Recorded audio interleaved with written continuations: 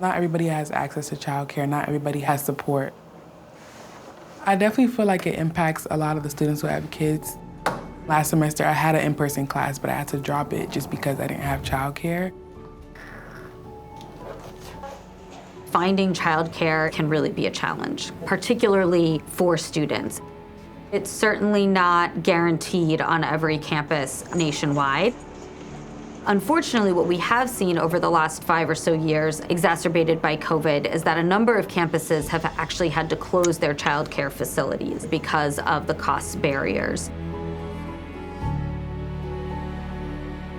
Childcare for millions of American families could be at risk if Congress doesn't act soon. Federal payments used to keep centers open during the pandemic have ended. That means more than 40% of child care facilities may have to close in the next year.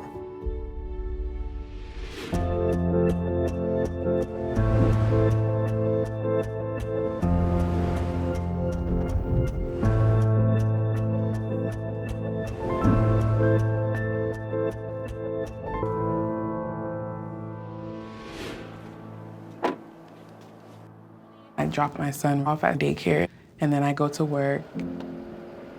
It's about 28 minutes away from his daycare, so we really rush in the morning. It's definitely very hard just because at Howard Community College, they don't have a daycare facility right now on campus.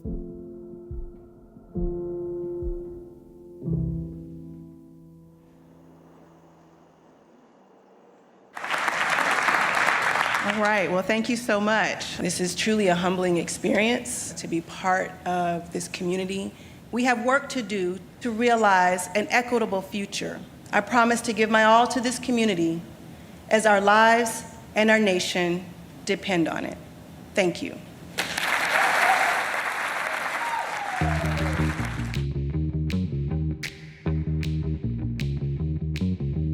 It's just something that keeps my brain from going all over the place. And it's really, honestly, therapeutic. It helps me process and kind of calm my brain down when I'm really thinking about stuff. You have to push back against the system and just traditional norms of how we see the world should be. And that's me. Like, I'll come up with a big idea and then I'll just say, go forth and be great.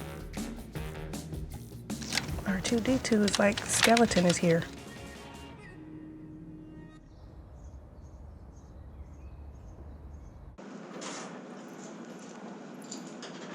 All right, so this is our Children's Learning Center. Prior to my arrival and during the pandemic, this facility officially closed. So it's been vacant for the last couple of years until we put our athletes and the staff here, because we have another building that we're building for them for the gym, so they needed somewhere to go. When I first came to HCC, I was disheartened because I heard about the center closing and I started talking to our students. The one thing that I heard was, I don't have childcare. I understand why a lot of community colleges across the country close their centers. We're not funded on the same levels as everyone else, and childcare is very, very expensive. But if you can realign your budget somehow and kind of think more creatively and innovative and write grants, then it's not much that's coming out of your pocket. So when people say it's too much or it's too expensive, you're just not putting your money in the right place. And so I went back to the trustees and said, we need to open this childcare center.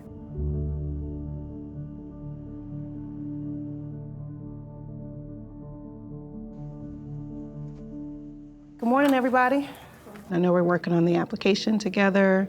We did the C campus, so we're kicking butt and taking names. So what are the next steps to get us to open a child care center? When we go to reapply for our next 5-year Head Start grant cycle, setting aside seats for early Head Start. Okay.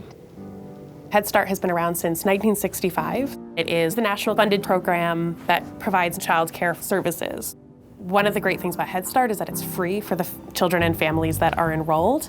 Howard County has never had early Head Start. Really? This will be the first. So we'll be the first. You know I like that. Yes, I like to be the first.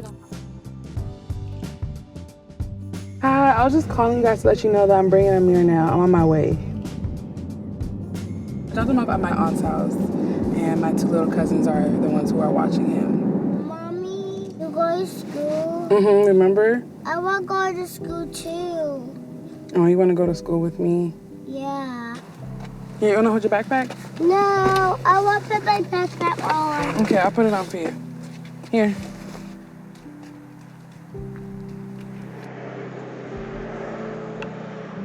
I'll drop him off, and then I'll go to school. After my class is over, I go back to my cousin's house, and then probably wouldn't get back home until like 10 o'clock. The cost of daycare is equal to or higher than the cost of a public higher education. And so we're asking parents to basically pay that out twice. So one of the solutions that we need is not just childcare on campus, but how can you make it affordable?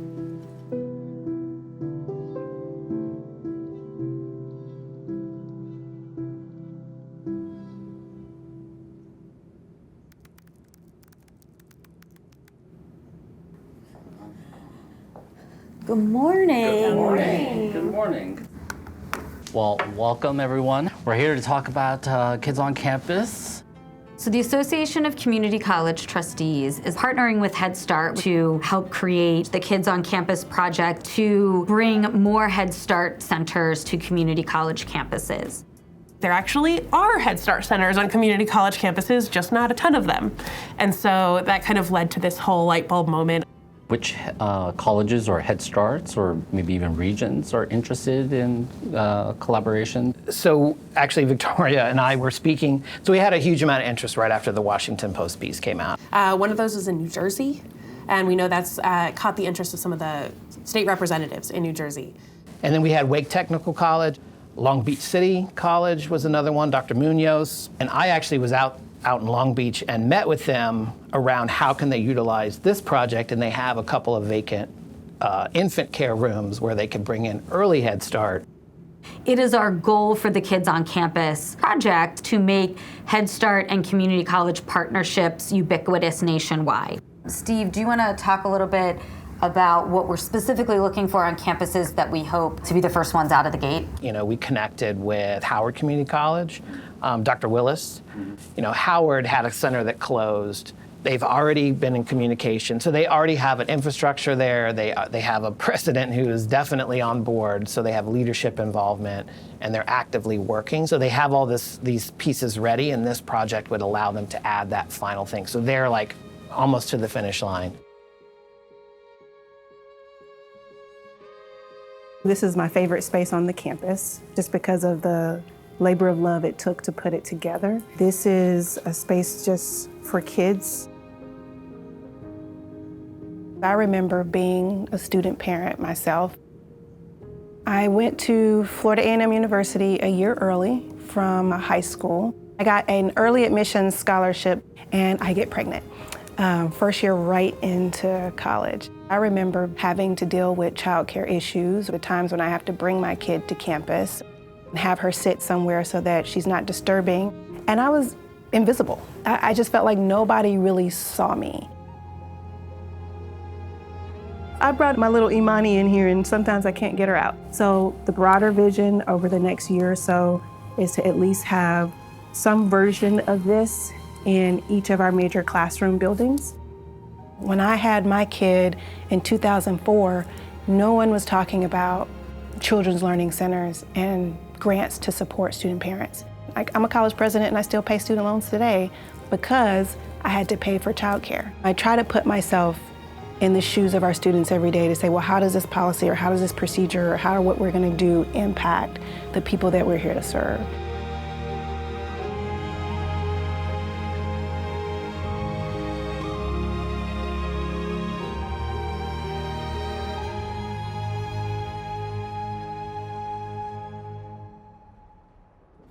Good morning, everyone.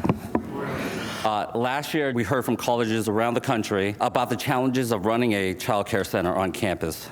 Our goal is to serve as a catalyst for the concept to co-locate Head Starts on community colleges to demonstrate that there is a successful partnership. Part of this project that we really wanted to build in was that lived experience from that student-parent perspective. And so Abigail's our student. She's going to come join us on stage.